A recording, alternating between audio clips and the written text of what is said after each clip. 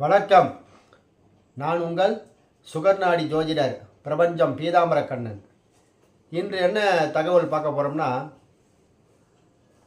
நண்பர்கள் ஒருவருடைய வாழ்க்கையில் நண்பர்கள் எப்படிப்பட்ட நண்பர்கள் அமைவார்கள், அந்த நண்பர்கள் உங்களுக்கு எப்படி இருப்பாங்க, நீங்கள் உங்களுடைய நண்பருக்கு நீங்கள் எப்படி இருப்பீங்க அப்படின்றத பற்றி தான் இன்றைக்கி விளக்கம் பார்க்க போகிறோம்.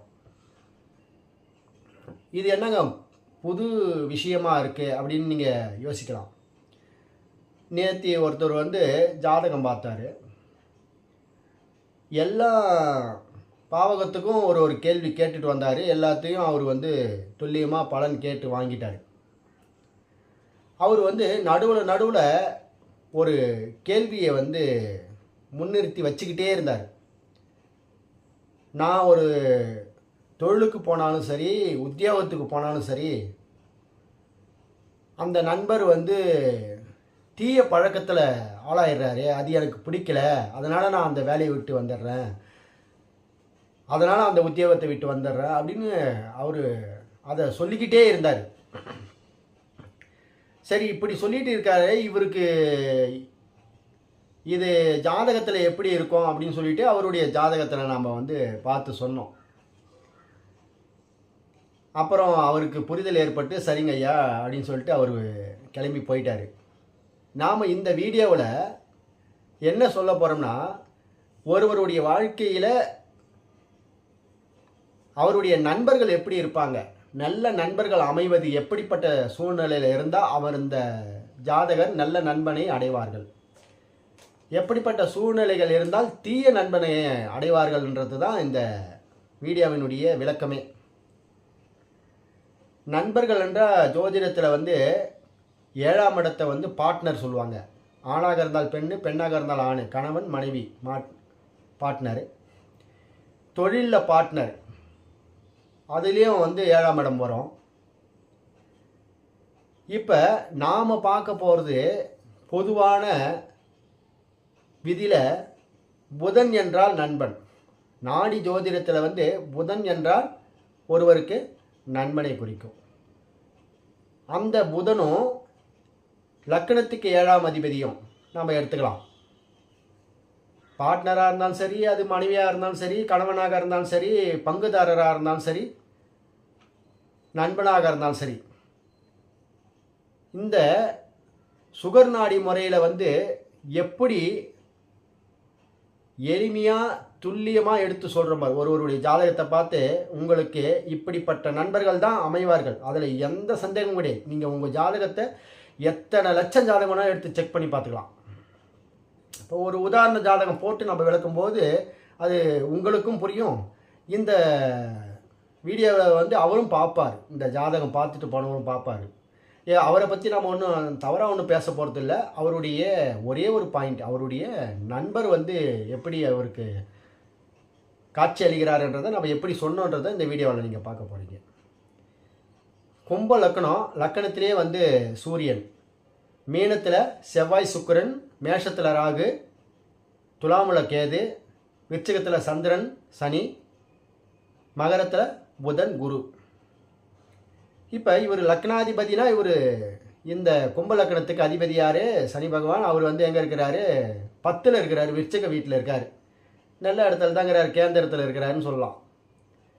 ஜாதகர் நல்ல தன்மை உள்ள ஜாதகர், நல்ல குணமுள்ள ஜாதகர். ஆனால் அவர் கூட சேர்ந்த கிரகம் சந்திரன் இல்லை, நீசம் பெற்ற கிரகம். அப்போ ஒரு பாதி நல்லவனாகவும் ஒரு பாதி தீயவனாகவும் இவர் இருப்பார். யார்? ஜாதகரை எடுத்துக்க சொல்லும்போது.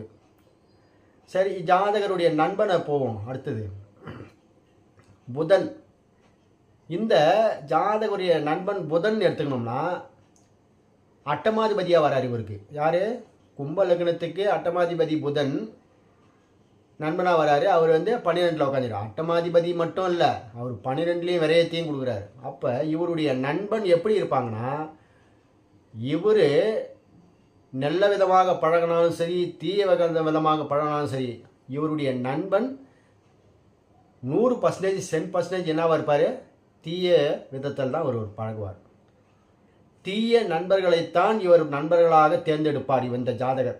அவ்வளோதான், இவருடைய கொடுப்பனை அவ்வளோதான்.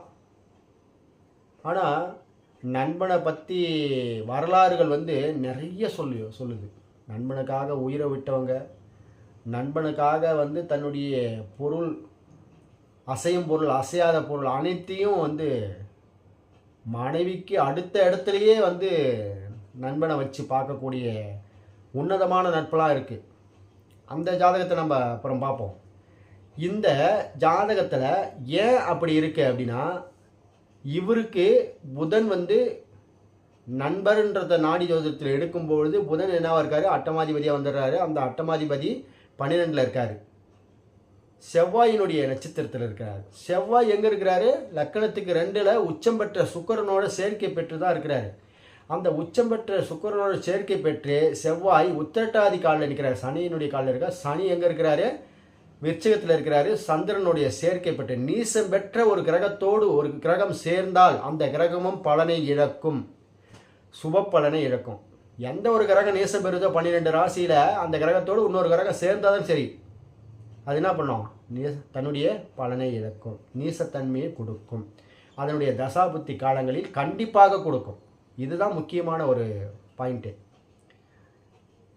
இப்படி இவருக்கு எந்த விதத்தில் எப்படி எடுத்துக்கிட்டு போனாலும் இவருடைய நண்பர்கள் இவருக்கு சுபத்தன்மை கிடையாது அப்படின்றத நம்ம எளிமையாக சொல்லிடலாம். சரி, இவருடைய பார்ட்னர் எப்படி இருப்பாங்கன்னா பாருங்கள், இவருடைய பார்ட்னர் கும்பலக்கணத்துக்கு 7ஆம் அதிபதி மனைவி, அந்த சூரியன் லக்கணத்திலே இருக்கான். என்ன நட்சத்திரத்தில் இருக்கிறான், அவிட்ட நட்சத்திரத்தில் இருக்கான், செவ்வாயினுடைய நட்சத்திரம். செவ்வாயினுடைய நட்சத்திரம் எதுன்னு பார்த்தா 2ல் இருக்குது, உச்சம் பெற்ற சுக்கிரனோட சேர்க்கை பெற்று உத்திரட்டாதி நட்சத்திரத்தில் அந்த நட்சத்திர அதிபதி சனி பகவான் சந்திரனோட சேர்க்கை. இப்போ இவருடைய மனைவியும் இவர்கிட்ட எப்படி இருக்கும், இந்த தன்மையில் தான் இருப்பாங்க. இவர் நண்பனாக பழகக்கூடிய ஆண் நண்பர்கள் தீய பழக்கத்தில் இருக்காங்க. இவருக்கு மனைவியாக இருக்கக்கூடிய பார்ட்னர் லைஃப் முழுவதும் இவருக்கு பார்ட்னராக இருப்பாங்க. அப்போ இதுவும் அந்த தன்மையில் தான் அடங்குது. ஆனால் இது எப்படி வாழ்க்கையில் ஒன்று சேர்ந்து அந்த வாழ்க்கை பயணங்களை அமைச்சு கொடுக்குதுன்னா, அந்த 7ஆம் அதிபதி லக்கணத்திலே அமர்ந்து இடம் பெற்றுக்கிறாரு.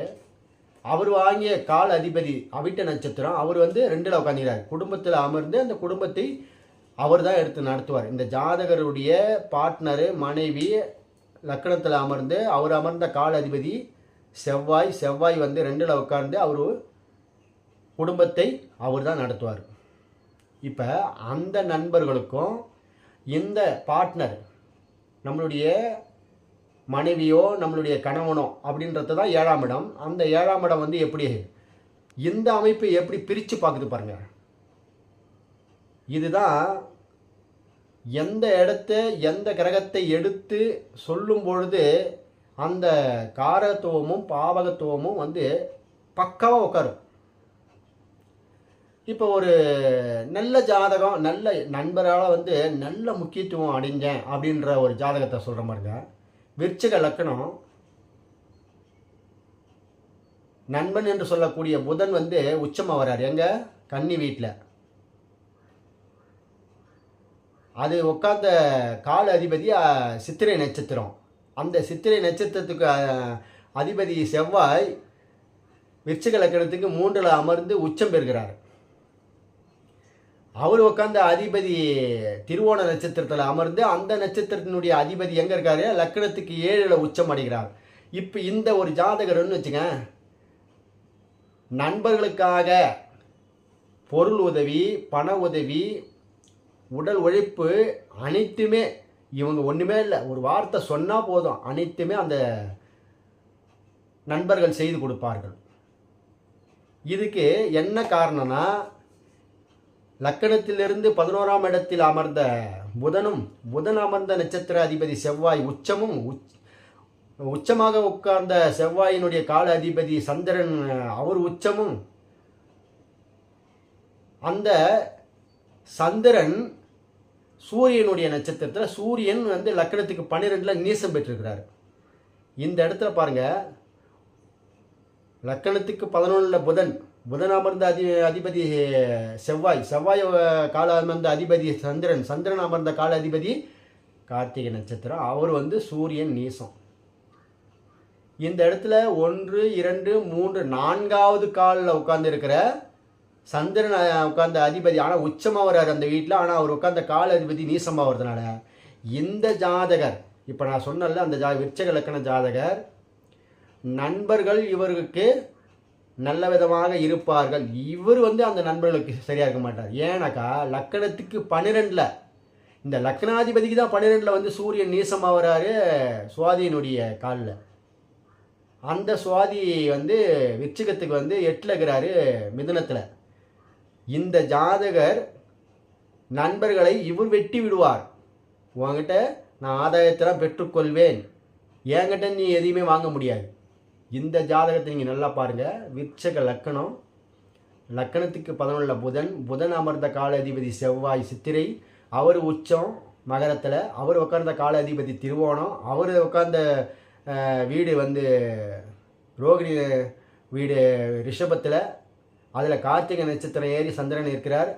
அந்த சூரியன் வந்து லக்கணத்துக்கு 12. நண்பர்கள் இவருக்கு சாதகமாக இருப்பார்கள், இவர் நண்பர்களை சாதகமாக வைத்து கொள்ள மாட்டார். எந்த மாதிரி நண்பர்கள் என்றால், இப்போ இதே அந்த சூரியன், சந்திரன் உட்கார்ந்த நட்சத்திர அதிபதி சூரியன் 4 7 10 5 9களில் கேந்திர கோணங்களில் அமர்ந்திருந்தால் இந்த ஜாதகரும் அந்த நண்பர்களை அவ்வளவாக விருப்பம் கொள்வார். இவரும் அவர்கிட்ட வந்து அந்யோன்யமாக பழகுவார், அந்யோன்யமாக ஆதாயங்கள் பரிமாறப்பெற்று இந்த இயல்பான வாழ்க்கை சாவர வரைக்கும் அவங்க நட்பு தொடர்ந்துட்டுருக்கும். இப்போ ஒருவருடைய ஜாதகத்தை எடுத்துங்க. புதன் உங்களுடைய ஜாதகத்தில் எங்கே இருக்கிறாருன்னு பாருங்கள். அவர் அமர்ந்த வீடு லக்கணத்துக்கு என்னான்னு பாருங்கள், இல்லை குருவுக்கு என்னான்னு பாருங்கள். அந்த கால அதிபதி, அவர் அமர்ந்த அதிபதி லக்கணத்துக்கு 1 5 9களில் உட்கார்ந்தால், 1 4 7 10 அமர்ந்தால் உங்களுடைய நண்பர்கள் உங்களுக்கு சாதகமாகவும், அதுவே வேறு இடங்களில் 6 8 12 நீசம் பெற்ற பகை பெற்ற கிரகங்களினுடைய சாரத்தை பெற்று அமர்ந்தால் உங்களுக்கு எதிரியாக, அதாவது நண்பனே எதிரியாக மாறுவான், நண்பனே குழி தோண்டுவான். அதாவது எதிரியை கூட எதிர்த்து நின்று அடிக்கலாம், பக்கத்திலே இருந்து குழி தோன்றவன் தான் வந்து மிகப்பெரிய பாவத்தை செய்தவனாக இருப்பான். அந்த ஜாதகன் வந்து நண்பனாலேயே அவனுடைய வாழ்க்கை சீரழிஞ்சது, நண்பனாலேயே அவனுடைய ஆயுள் முடிஞ்சது, நண்பனாலேயே அவனுடைய செயல்கள் அனைத்தும் வந்து கெட்டு போச்சுன்னா அதுதான் வந்து துரோகின்னு சொல்லுவாங்க, பக்கத்தில் வச்சுருப்பாங்க. அந்த மாதிரி காலகட்டங்கள்லாம் எப்படி இருக்குன்னா, ஒருவருடைய ஜாதகத்தில் நீங்கள் பாருங்களா, தனுசு லக்கணத்துக்கு 7ஆம் அதிபதி யார்? தனுசு லக்கணத்துக்கு 7ஆம் அதிபதி யார்? புதன். 10ஆம் அதிபதியும் அவரே தான், பார்ட்னரும் அவரே தான், லைஃப் பார்ட்னர் அவரே தான். தனுசு லக்கணத்துக்கு 7ஆம் இடம், கணவனாக இருந்தால் மனைவி, மனைவியாக இருந்தால் கணவன். அதே மீன லக்கணத்துக்கு, இந்த 2 லக்கணத்துக்கு மட்டும் இறைவனுடைய விதி அப்படி தான் வகுத்து வச்சிருக்கார். ஆனால் அந்த லக்னாதிபதி யாருன்னு பார்த்தா குரு. ஒன்றுத்தை இழந்தால் ஒன்றுத்தை அடைஞ்சி, நண்பன் சரியில்லைன்னா இந்த ஜாதகன் சரியாக இருப்பான். தனுசு லக்னத்துக்கு அதிபதி யார்? குரு. அவர் நல்ல இடங்களில் அமர்ந்தால் ஜாதகன் பரிசுத்தமானவன், நல்ல ஒழுக்க சீலமாக இருப்பான். இதே மீன லக்கணத்துக்கு புதன் 7, அது புதனாக இருந்தால் அந்த இடத்துல புதன் உச்சமடைகிறார். மீன லக்கணத்துக்கு புதன் உச்சமடைகின்றார். இப்போ மீன லக்கணத்தில் ஒருத்தவங்க பிறந்திருக்காங்க, புதன் வந்து உச்சமடைகிறார் 7ல். அவர் அமர்ந்த அதிபதி யார்? அஸ்தத்திலே அமர்ந்திருக்கிறான்னு வச்சுங்களேன், சந்திரன். சந்திரன் வந்து ஆட்சி வீட்லேயோ இல்லைன்னா 4ஆம் இடம், அந்த 3ஆம் இடத்தில் மீன லக்கணத்துக்கு ரிஷபத்தில் வந்து உச்சம் பெற்று இருந்தால் அந்த மீன லக்கணத்தில் பிறந்த அந்த அனைத்து ஜாதகரும் அவருடைய நண்பர்களால் மிக அற்புதமான பலன்களை பெறுவார்கள், நல்ல நண்பர்களை பெறுவார்கள். நண்பனா என்னங்க, கஷ்டமான காலத்தில் அந்த மோட்டிவேஷனான ஒரு பேச்சு இருக்குது பாருங்கள், ஒரு 10 நிமிஷம் போய் பேசிட்டு வந்தால் அனைத்து விஷயத்தையும் அவங்க மறந்துட்டு அந்த நண்பர்கள் மூலியமாக மறுபடியும் பூஸ்டப் பண்ணிக்கிட்டு வர மாதிரி.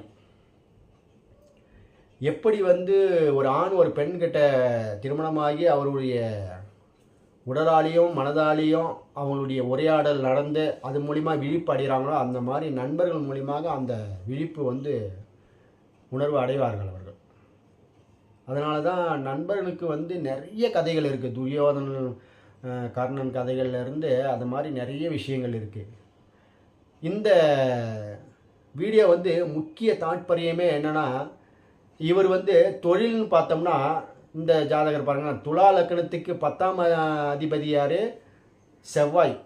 அந்த செவ்வாய் உச்சம் பெற்ற கிரகத்தோடு தான் இருக்குது. ஆனால் தொழில் இவருக்கு இல்லை. உச்சம் பெற்ற கிரகத்தோடு இருக்கிறது இல்லாத 2ஆம் வீட்டில் இருந்தும் இல்லாத போனதுக்கு காரணம் என்னென்னா, அவர் ஏறின நட்சத்திர அதிபதி உத்திரட்டாதி. உத்திரட்டாதியினுடைய அதிபதி சனி. சனி வந்து 10ல் இருந்து சந்திரனோட நீசம் பெற்ற சந்திரனோட சேர்க்கை பெறுகிறார். சரி, நீசம் பெற்ற சந்திரனோட சேர்க்கை பெறுறது கூட ஒரு 50% தன்னுடைய பலனை இழக்கின்றார். ஆனால் அந்த சனி அனுஷ நட்சத்திரம் தாண்டி ஒரு சுயக்காலில் உட்காந்துடுறார். அவர் உட்கார்ந்த கால அதிபதி வேற ஒரு இடத்துல நல்ல இடத்துல அந்த அதிபதியினுடைய கால் நல்லா இருந்ததுன்னா அதுலேருந்து உச்சம் அடையும். அதுக்கு உண்டான தன்மை கிடையாது. அதை விட முக்கியமானது ராகு கேதுக்களுடைய தடை தாமதம் போராட்டம் சிக்கல் சைடு குத்து அது இல்லாமல் இருக்கணும் ஒரு ஜாதகனுக்கு தொழிலோ உத்தியோகமோ அடையிறதுக்கு. இந்த ஜாதகர் பாருங்கள், மேஷத்தில் ராகு. அந்த ராகு வந்து கரெக்டாக 6-8 சனிக்கு 6-8 இருக்கிறதுனால தொழிலோ உத்தியோகமோ எங்கே போனாலும் மனப்போராட்டம் மன சிக்கல், திரும்ப அந்த வேலையை விட்டுட்டு மறுபடியும் ஒரு வேலையை தேடிக்கிட்டே இருப்பார் அவர். இதுக்கு காரணம் என்னென்னா இதுதான். 2ஆம் இடத்துல உச்சம் பெற்ற கிரகம் இருந்தும் அவருக்கு வருமானத்தில் தடை இருக்குது. வருமானத்தில் இது இல்லைன்னா அதுக்கு என்ன காரணம்னா அந்த லக்கணம் தாங்க முக்கியம். லக்னாதிபதி குரு. இந்த விஷயங்கள் வந்து இவருக்கு வந்து குரு ஜாதகர் நாடியில் வந்து குரு ஜாதகர். அந்த குருவே வந்து நீசம் அடைஞ்சிடுறார். சூரியனுடைய காலில் நீச்சம் அடைஞ்சிடுறார். 12 அதாவது லக்கணத்தில் சூரியனே அவருடைய காலில் உட்காந்து குரு நீசம் அடைகிறார். அப்போ சூரியனும் நீசம் அடைஞ்சதுக்கு தான் சமம். இந்த தன்மையை எடுத்து பார்த்தோம்னு வச்சுங்களேன், அது தெளிவாக தெரியும் நமக்கு. இந்த ஜாதகர் வந்து ஜாதகரும் வந்து சரியில்லாத தன்மை, ஜாதகருக்கு கிடைத்த நண்பர்களும் சரியில்லாத தன்மை, ஜாதகருக்கு கிடைக்கக்கூடிய உறவுகளும். ஏன் இவர் வந்து இவருடைய பலனை விட்டுட்டு இவர்களுடைய நண்பருக்கு இவர் நண்பர் சரியில்லை, இவருடைய மனைவி சரியில்லை, இவருடைய மக்கள் சரியில்லை, மற்றவர்களை ஏன் இவர் வந்து குறை சொல்லிக்கிட்டே இருக்காருன்னா இவருடைய லக்கணம் வந்து அந்த குறை சொல்லக்கூடிய அனைத்து கிரகத்தோடையும் தொடர்பு பெறதுனால அந்த ஜாதகர் அதுவாக காட்சி அளிக்கிறார். ஒரு ஜாதகத்தில் ஒரு ஜாதகரினுடைய லக்கணம் லக்னாதிபதி சந்திரன் என்ற நட்சத்திரம், அடுத்ததாக அந்த குரு ஜாதகன். குரு என்றால் ஜீவன், சுக்கிரன் என்றால் ஜீவி. அதுதான் இது நாடியினுடைய முக்கிய தாற்பயம். இந்த விஷயத்தை அதை புரிஞ்சாதான் மற்ற விஷயத்தை எளிமையாக இருக்கும். இந்த ஜாதகனே நீசம் அடைஞ்சிடுறார் மகரத்தில். அப்புறம் எப்படி ஜாதகனே வந்து விழிப்புணர்வோடு இருப்பார்? சரி, ஜாதகன் நீசமாயிட்டார், தப்பு கிடையாது, எங்கேயாவது நீசமாகட்டும். அவர் உட்காந்த கால அதிபதி எப்படி இருக்கணும்? சூரியனு லக்கணத்தில் தான் இருக்காரு, நல்லதான் இருக்காரு அப்படின்னு சொல்லணும்ல. அவர் உட்காந்த இப்போ சூரியன் அமர்ந்த நட்சத்திர அதிபதி செவ்வாய், அந்த கால அதிபதிகள் அப்படி கொண்டு போகும்போது என்ன பண்ணணும்? 1, 5, 7, 9 அந்த மாதிரி தொடர்பு பெற்று ஆட்சி உச்ச நட்பில் இருக்கணுங்க. இதற்கு வந்து ராகு கேதுக்கள் வந்து கெடாமல் இருக்கணும். ராகு கேதுக்கள் வந்து இவர்களை கெடுக்காமல் இருக்கணும். ஒரு நீசம் பெற்ற ஒரு கிரகத்தின் சேர்க்கை இருந்தாலும், நீசம் பெற்ற கிரகத்திலிருந்து 6ஆம் இடத்தில் கிரகம் இருந்தாலும், நீசம் பெற்ற கிரகத்திலிருந்து 8ஆம் இடத்தில் ஒரு கிரகம் இருந்தாலும் அதன் கிரகங்களினுடைய பாவகத்துவமும் காரகத்துவமும் முழுமையாக கெடும். இதுதான் வந்து நாடியினுடைய விதி. சுகர் நாடியினுடைய விதி பொன்னான விதிகள். நீங்கள் எங்கேயுமே போய் தேடியே கேட்டாலும் வந்து எந்த புக்லையும் கிடைக்காது. இதை வந்து எங்களுடைய குருநாதராகி விளங்கக்கூடிய விஜயன் ஐயா அவர்கள் தான் வந்து அற்புதமான பொக்கிஷமாக எங்களுக்கு கொடுத்துருக்காரு. அதை நான் உங்களுக்கு வந்து மிக எளிமையாக தைரியமாக பாருங்க. 30 லட்சம் முதலீடு போட்டு வந்து தொழில் எப்படி இருக்குன்னு கேட்குறாரு. உங்களுக்கு தொழில் இப்படி தாங்க இருக்கும், நீங்கள் என்ன பண்ணாலும் ஒன்றும் முடியாதுன்னு சொல்லிட்டு சொல்லக்கூடிய தன்மை. ஒருத்தர் கேட்குறாரு, வண்டி வீடு வண்டி வாங்கினாலும் எனக்கு அமையே மாட்டுங்க அப்படின்றார். அந்த வண்டி வீடு வாகனம் அமையக்கூடிய வீடு 4ஆம் வீடு நீங்கள் எடுத்துங்க. கன்னி இலக்கணம் 4ஆம் அதிபதி குரு, அது கன்னி இலக்கணத்துக்கு 9ல் தான் உட்காந்துருக்கிறாரு. சூரியனுடைய காலில் உட்கார்ந்திருக்கிறாரு. அந்த சூரியன் மேஷத்தில் உச்சமாகி இருக்கிறார்.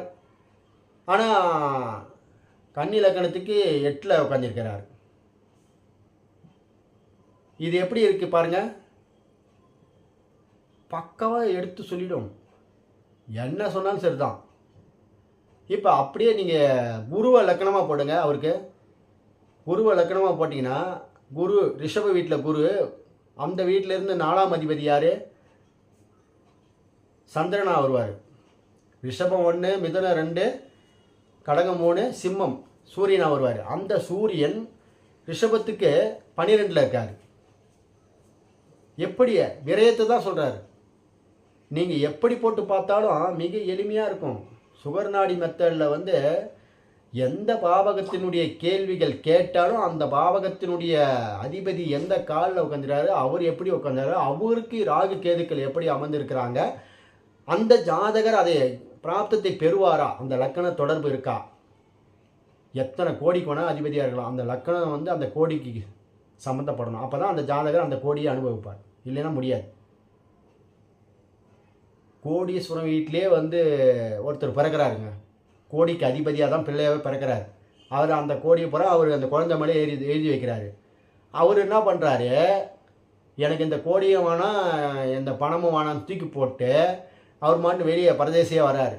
அதற்கு என்ன காரணம் இருக்கும் அப்படின்னு பார்த்தா, 2ஆம் அதிபதி 12ஆம் இடத்துலையும் 12ஆம் அதிபதி 2ஆம் இடத்துலையும் நட்சத்திர பரிவர்த்தனை பெற்று அதுக்கு லக்னாதிபதி தொடர்பு பெற்று அந்த லக்னாதிபதி பரதேசியாக வெளியே வந்துடுவார். அது 100 கோடியாக இருந்தாலும் சரி. நம்ம பட்டினத்தார் அந்த காலத்திலே 7ஆம் நூற்றாண்டு 8ஆம் நூற்றாண்டுலேயே தூக்கி போட்டாராமே பட்டினத்தார்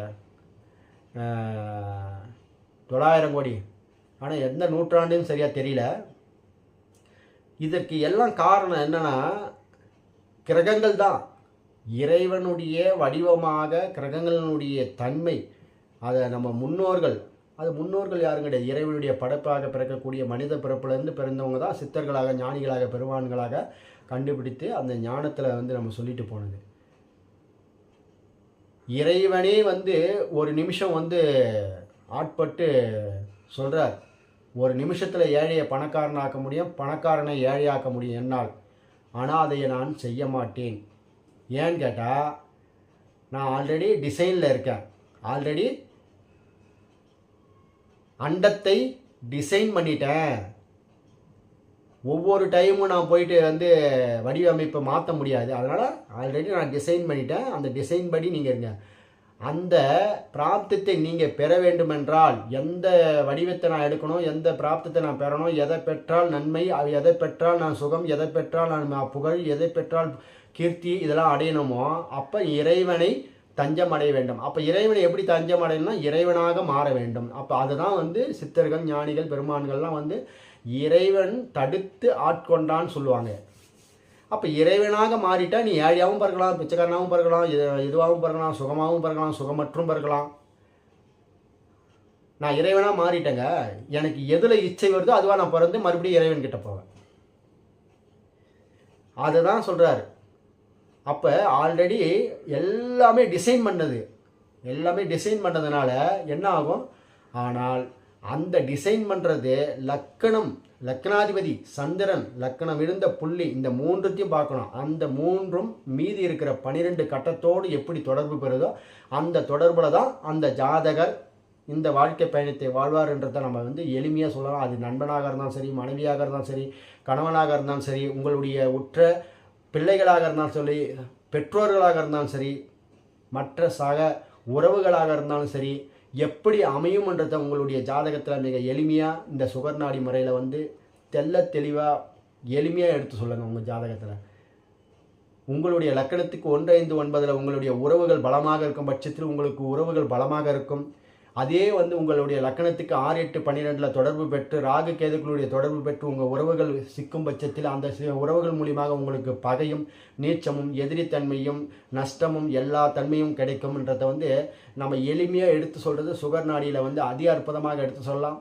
இந்த வீடியோ பிடிச்சிருக்கும் பட்சத்தில் லைக் பண்ணுங்கள், ஷேர் பண்ணுங்கள், மற்றவங்களுக்கு அனுப்பிவிடுங்க. என்கிட்ட ஜாதகம் பார்க்கணும், என்னுடைய நம்பரை டிஸ்கிரிப்ஷனில் கொடுத்துருக்கேன். என்னை நீங்கள் தொடர்பு கொண்டு ஜாதகம் பார்த்துக்கலாம்.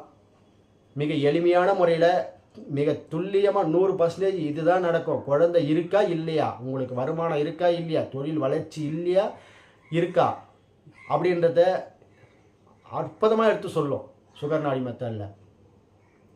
நீங்கள் வந்து தொடர்பு கொள்ளலாம். நமது நேயர்கள் ஆற்றிலோடும் நீரோடு பல பிரபஞ்சத்திற்கு நற்காரியங்கள் செய்து நற்பலன்களை பெற்று இறைவனுடைய ஆசையை பெற்று வாழுங்கள். மீண்டும் ஒரு ஜாதக அனைவரை சந்திக்கலாம். நன்றி, வணக்கம்.